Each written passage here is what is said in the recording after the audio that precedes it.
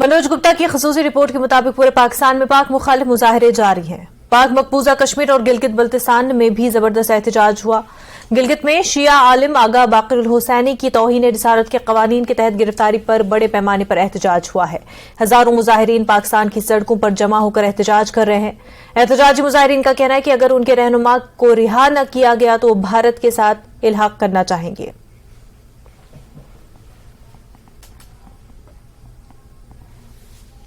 राजौरी के ढांगरी में 1 जनवरी को दहशतगर्दों के हाथों मारे गए दीपक और प्रिंस के अहल खाना ने ढांगरी चौक में एहतजाज किया। हालांकि मकतूलीन के अहल खाना ने 3 दिन पहले ऐलान किया था कि पीर को राजौरी जम्मू हाईवे को ब्लॉक करके एहतजाज करेंगे, लेकिन पुलिस के सख्त इंतजामात की वजह से यह मुमकिन नहीं हुआ।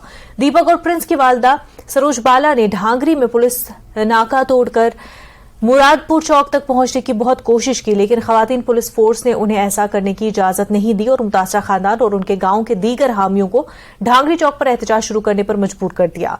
तमाम दुकानें और निजी स्कूल आज बंद रहे और कालाकोट से ढांगरी तक सड़क पर गाड़ियों की आमदोरफ्त मुतासिर हुई।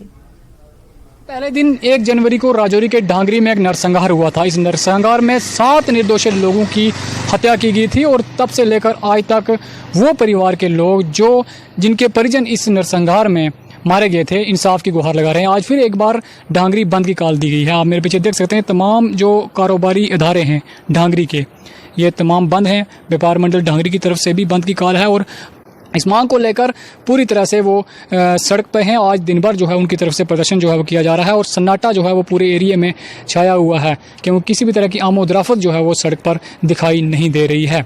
न्यूज़ 18 के लिए राजौरी के ढांगरी से मैं शक्ति शर्मा।